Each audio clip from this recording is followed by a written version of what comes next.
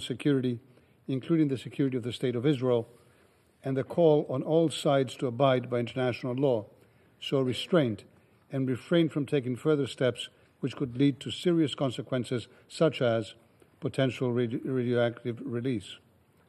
Madam President, ensuring that Iran does not acquire or develop a nuclear weapon remains a key security priority for the European Union. IAEA DG Grossi at the end of May reported on the further expansion of enrichment capacity and operation, as well as on a sharp increase in the production of 60% enriched uranium, close to military levels. Iran was already far away from its JCPOA commitments. Iran chose to continue the dramatic expansion of its program at an alarming pace, going beyond what is plausibly necessary for a civilian program. In the special session of the IAEA Board of Governors on 23 June, DG Grossi raised the need to account for the stockpile of highly enriched uranium following the events of the last days.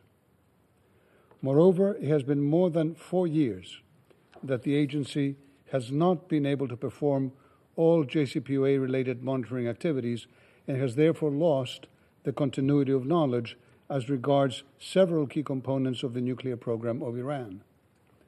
We continue to recognize that Iran has faced and continues facing very serious negative economic consequences following the U.S.'s withdrawal from the JCPOA and the reimposition of previously lifted U.S. unilateral sanctions. The U.S. has also gradually imposed additional sanctions linked to the nuclear program. Many efforts have been made to preserve the JCPOA, notably when the High Representative put forward a compromise text, laying down the necessary steps needed for the U.S. to return to the JCPOA and for Iran to resume the full implementation of its commitments. These efforts did not lead to the expected results, and we are now in the current situation. Madam President, in 4 months from now, the Security Council will no longer be seized of the Iran nuclear issue under Resolution 2231, and we urgently need to come back to a diplomatic solution. Let us be clear in what will be the last session in this format under UNSCR 2231. A lasting solution to the Iranian nuclear issue can only be through a negotiated deal, not military action. A fully functioning nuclear deal will be conducive to the stabilization of the whole region.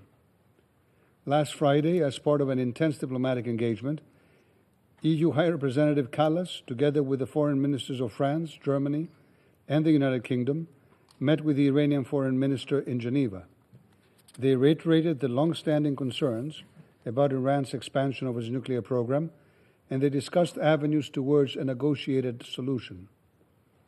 The matter can only be addressed in a sustainable manner with the adequate involvement of the international community.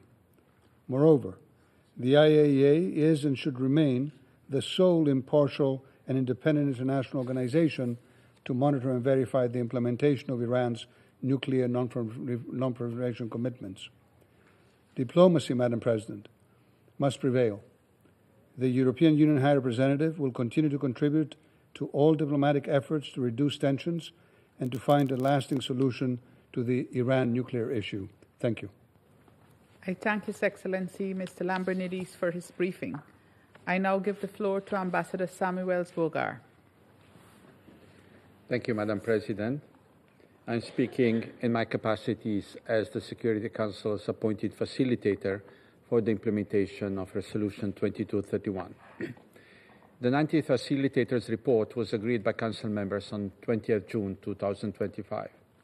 I would like to thank all Council members for their cooperation and constructive engagement in this process, and for their willingness to seek consensus and compromise in preparing the report. As this is Slovenia's first report as facilitator since taking up the role on 29 May 2025, I'm especially grateful for everyone's kind support and the extra flexibility shown due to resulting time constraints. The report provides a factual account of the activities related to the 2231 format of the Security Council, which took place from 14 December 2024 to 23 June 2025. It includes several subsections, namely the summaries of activities, monitoring the implementation of the resolution, relevant communications, key aspects of the workings of the procurement channel, as well as transparency, outreach, and guidance. You may refer to the report for details, but I wish to mention the following key aspects. First, one meeting of the Council in the 2231 format was held during this reporting period. The meeting was held on 23 June 2025, and representatives of the Security Council discussed the findings and recommendations contained in the 90th report of the Secretary General on the implementation of Resolution 2231 prior to its public release. Under-Secretary General Di Carlo has already referred to this report in her statement. Second, during the reporting period, a total of 19 notes were circulated within the 2231 format. In addition, a total of 10 official communications were sent to Member States and the coordinator of the Procurement Working Group of the Joint Commission, and a total of 10 communications from Member States and the coordinator were received. Among the communications circulated were the two regular quarterly reports issued by the International Atomic Energy Agency in February and May 2025. The key aspects of these agency reports are duly reflected in my report. The IAEA plays an important role in the verification and monitoring of nuclear activities in the Islamic Republic of Iran, as requested under Resolution 2231. The IAEA's work provides confidence for the international community that the nuclear program of the Islamic Republic of Iran is for exclusively peaceful purposes, in accordance with the modalities set out in the JCPOA. The reports of Director General play a significant role in this regard. Thirdly, I report that no new proposals were submitted to the Security Council through the procurement channel during the reporting period. The procurement channel represents a key transparency and confidence-building mechanism under the JCPOA. It remains operational, and the Procurement Working Group stands ready to review proposals. Madam President, we are approaching the termination day of Resolution 2231 in October, and this may be the last report in this framework. I reiterate that the Joint Comprehensive Plan of Action, as endorsed by this Council through Resolution 2231, has been the best available option to ensure that the Iranian nuclear program remains exclusively peaceful.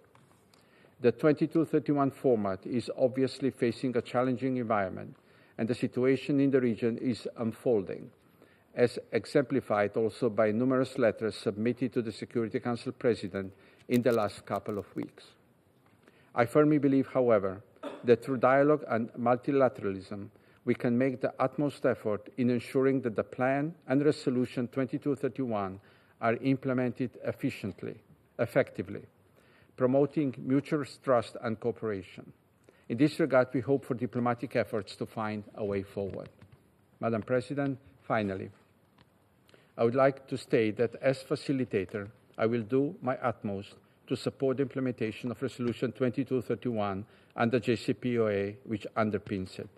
My team and myself will continue to work closely with all Council members in an impartial and transparent manner to meet our shared responsibility. I look forward to further strengthening our dialogue and cooperation for the remainder of our mandate. Thank you. I thank Ambassador Bogar for his briefing.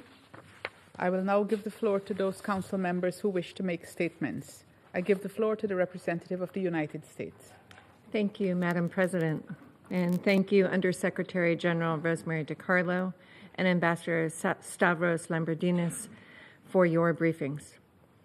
As we reflect today on the conclusions of the Secretary General's final report on the implementation of Resolution 2231, Iran continues to openly violate its UN obligations. Tehran has sustained its provision of arms to the Houthis in Yemen and Hezbollah in Lebanon, both in violation of UN Security Council resolutions. Moreover, Iran did not comply with relevant 2231 provisions when they were in place, as evidenced by hundreds of drones it transferred to Russia in 2022 for use in attacks against Ukraine. Iran's failure to uphold its non-proliferation obligations has prolonged conflicts and perpetuated instability across the Middle East and beyond for many years. The International Atomic Energy Agency's most recent report on verification and monitoring in Iran, in light of UN Security Council Resolution 2231, demonstrates plainly that Iran continued to accelerate its nuclear activities without any credible civilian justification.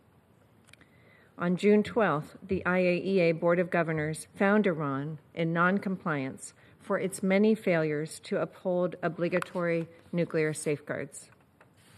It is regrettable that certain members of this council have opted to turn a blind eye to, if not encourage, Iranian noncompliance.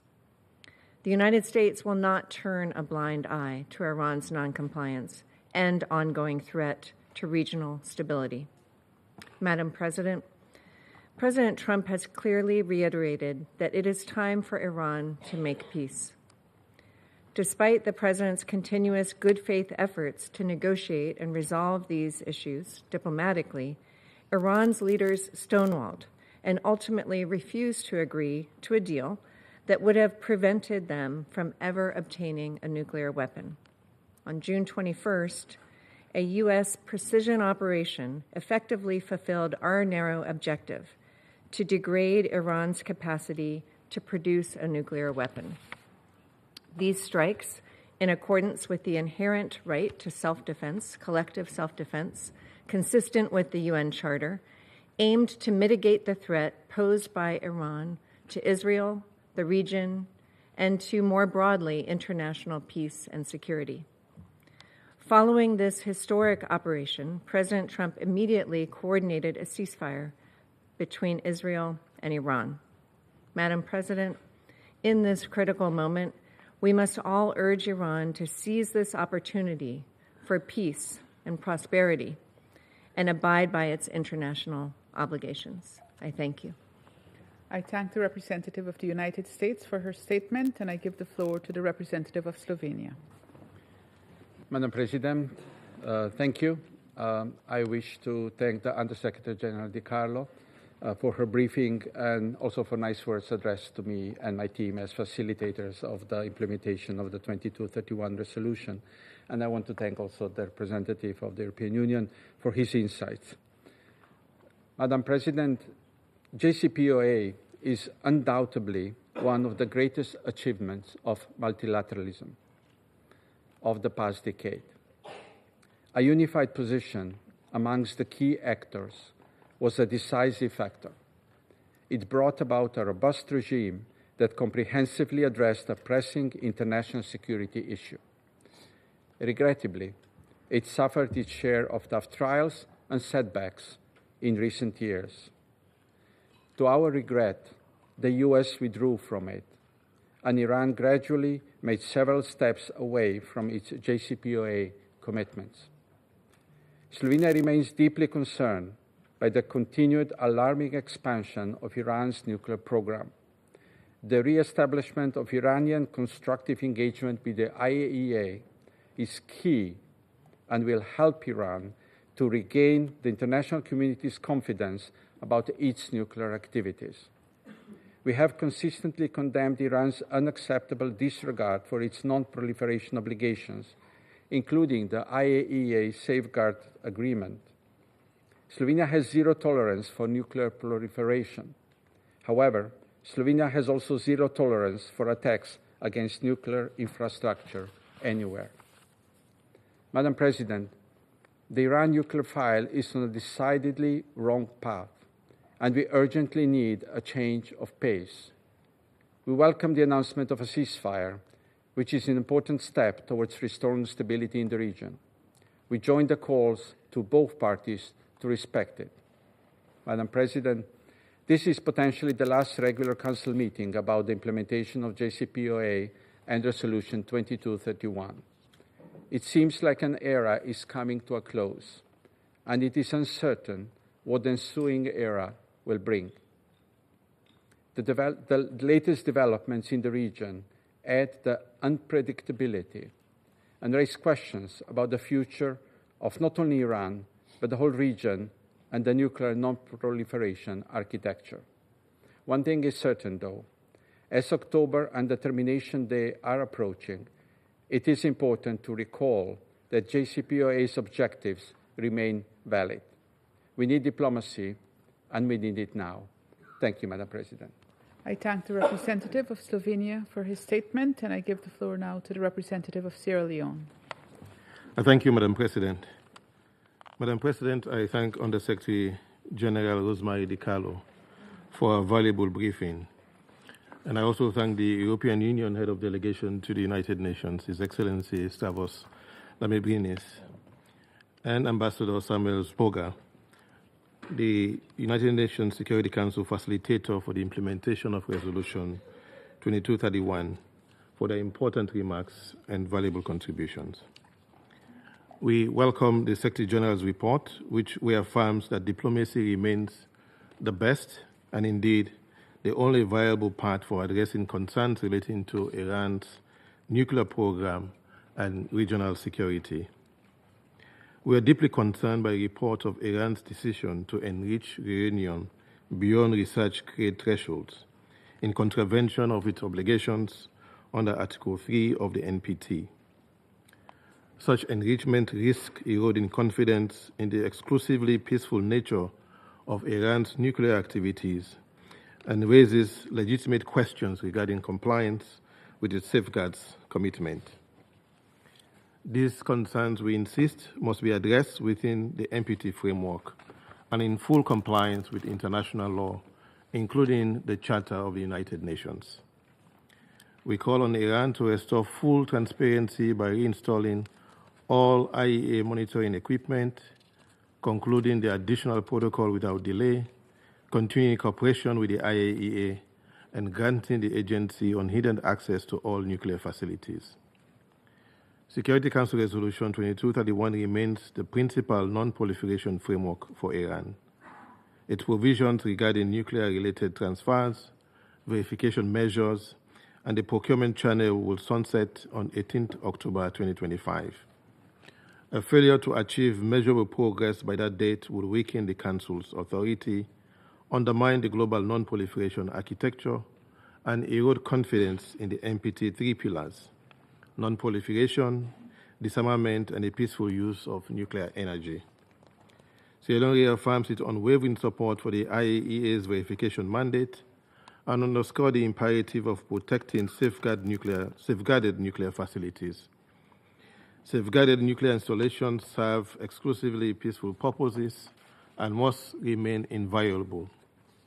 International humanitarian law obliges all parties to refrain from attacks on such facilities, the destruction of which could release hazardous materials with devastating consequences for civilians and the environment. Should further strikes occur on safeguarded nuclear facilities, this Council must be prepared to act decisively in the discharge of its primary responsibility to maintain international peace and security. Madam President, Sierra Leone commends the JCPOA coordinators' continued effort to engage all participants, including the United States, in pursuit of full implementation of the plan. We welcome the 4 new notifications under Annex B of Resolution 2231, which reflect ongoing legitimate nuclear cooperation. We call on all states to safeguard the integrity of the procurement channel and to refrain from any actions that might undermine JCPOA commitment or jeopardize the diplomatic momentum vital to non-proliferation efforts. To advance Resolution 2231, strengthen the NPT, and avert further escalation, Sierra Leone proposes the following 5 points as a roadmap. First, with respect to the ongoing conflict, and which I shall return to shortly, we urge the urgent need for a comprehensive ceasefire, an immediate cessation of all reciprocal strikes, and sustained measures to de-escalate tensions and return to dialogue. We welcome the announcement of a ceasefire reportedly reached between Israel and Iran, as announced by President Donald Trump of the United States, and we urge the parties to demonstrate good faith and fully comply with this agreement. Second, full and unrestricted IAEA verification consistent with NPT safeguards, including the prompt reactivation of all monitoring equipment and comprehensive application of all additional protocol. Third, the revival of the Joint Comprehensive Plan of Action through sustained coordinated diplomacy involving the E3, Iran, the United States, and regional partners. Fourth, continued operation of the procurement channel and calibrated sanctions relief linked to verifiable compliance as a means of building confidence in legitimate, peaceful nuclear trade. Fifth and finally, the exploration of additional confidence-building measures, including IAEA-supervised fuel swaps and intensified regional dialogue aimed at establishing a Middle East zone free of nuclear weapons and other weapons of mass destruction. Madam President, turning briefly to the ongoing conflict between Israel and Iran with the involvement of the United States, Sierra Leone recalls a statement of 20 and 22nd June 2025, in which we caution that recent military escalation has gravely undermined diplomatic efforts essential to diffusing this crisis. We are equally concerned by Iran's missile strikes on 23rd June against a United States military base in Qatar. While Qatar's air defenses successfully intercepted the missiles as reported and prevented casualties, these attacks triggered regional airspace closures and heightened instability. Such actions could imperil diplomatic channels and risk drawing additional actors into a broader regional conflict. We continue to reiterate the centrality of Article 2.4 of the UN Charter and stress that no reliance on Article 51 can justify violations of this fundamental prohibition on the use of force. On this International Day of Women in Diplomacy, we join in echoing the Secretary General's call to, and I quote, "give peace a chance," end of quote, through an immediate ceasefire, de-escalation, sustained diplomacy, and the urgent resumption of negotiations. In closing, Madam President, Sierra Leone underscores the imperative of upholding the UN Charter in good faith, particularly Articles 2, 25, and 103, which enshrine the primacy of peaceful dispute resolution and the binding nature of Council's decision. In this regard, with the sunset of Resolution 2231 looming on 18 October 2025, the clock is ticking. Member States must now rise to the challenge and demonstrate the statecraft demanded by their Charter's obligation. This moment must be seized to reinforce the global non-proliferation regime, advance disarmament, facilitate peaceful nuclear cooperation, and reaffirm our collective commitment under the NPT. The alternative is simply unthinkable. I thank you. I thank the representative of Sierra Leone for his statement, and I give the floor to the representative of Somalia. Thank you, Madam President. At the outset, we would like to thank Under Secretary General DiCarlo and Ambassador Zogba and Lambridis for their briefings. We appreciate their continuing efforts to support the implementation of Resolution 2231 of 2015 and the Joint Comprehensive Plan of Action, JCPOA. We take note of the Secretary General's 19th report on the implementation of Resolution 2231 of 2015 and the Joint Commission's report on the status of the Procurement Working Group decisions. Madam President, Resolution 2231 and the Joint Comprehensive Plan of Action represent significant achievements of multilateral diplomacy, and we continue to view them as vital pillars for regional and international peace and security. We note with concern the findings of the Secretary General's 19th report and the facilitator's 6-month report, which highlight the ongoing challenges facing the full implementation of the JCPOA. This briefing takes place in a deeply dangerous context, where recent developments have shifted focus away from diplomatic efforts to address the Iranian nuclear program. The evolving geopolitical landscape in the Middle East underscores the critical importance of Resolution 2231 in preventing further escalation and weapons of mass destruction proliferation in the region. Madam President, Somalia welcomes the recent ceasefire between Israel and Iran and urge all parties to fully respect and abide by it. This development is a positive step towards reducing tensions in the region and demonstrates the potential for diplomacy even in challenging circumstances. Our delegation encourages all stakeholders to exercise maximum restraint and to avoid actions that could further escalate tensions. We are particularly concerned by the humanitarian consequences of recent escalations, which have resulted in the loss of civilian lives and damage to critical infrastructure. Our delegation echoes the Secretary General's call for immediate de-escalation and urge all parties to prioritize diplomacy and dialogue over confrontation.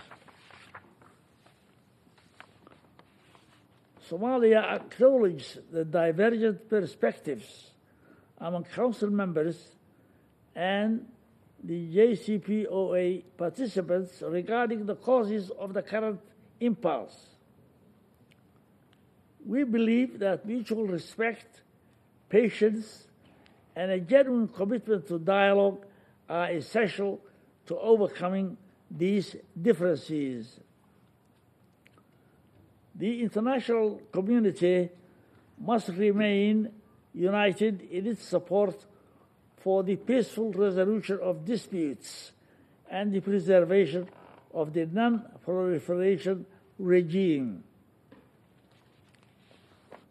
As the expiration date of Resolution 2231 approaches, we encourage all member states to continue engaging constructively and transparently in support of the JCPOA.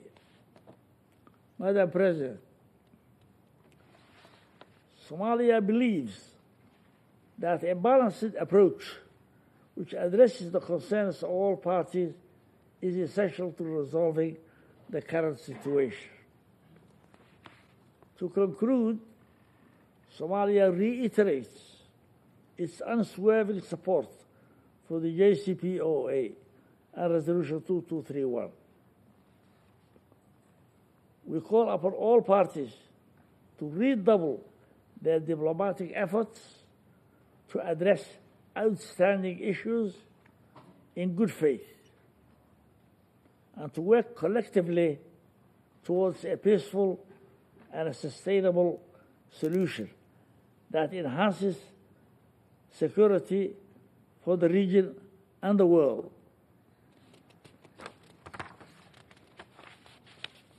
Thank you. I thank you, Madam. I thank the representative of Somalia for his statement, and I give the floor now to the representative of the Republic of Korea. Thank you, Madam President. I extend my gratitude to USG Rosemary DiCarlo and Ambassador Lambrinidis for their briefings. I also appreciate the permanent representative of Slovenia for his role as the new facilitator.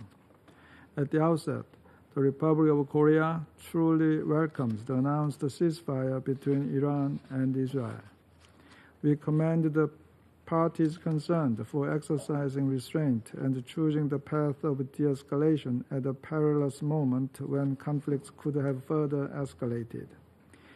As the Secretary General has rightly pointed out in this chamber, the core issue underlying this conflict is the nuclear question.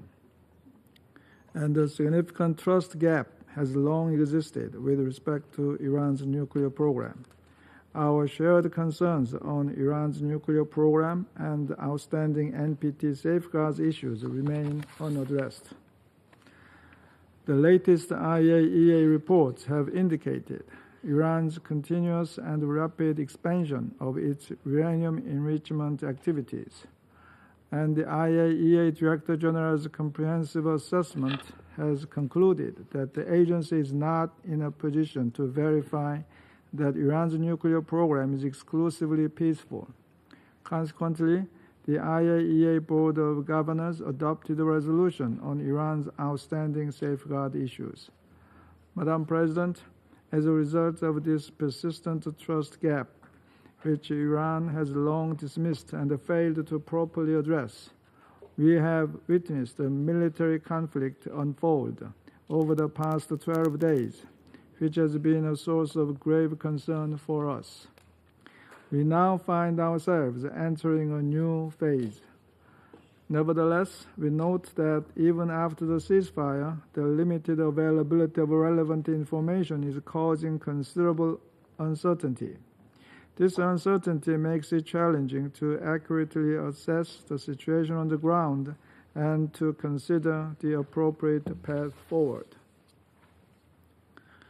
And precisely because of such uncertainties, our objective as embodied in Resolution 2231 remains unchanged.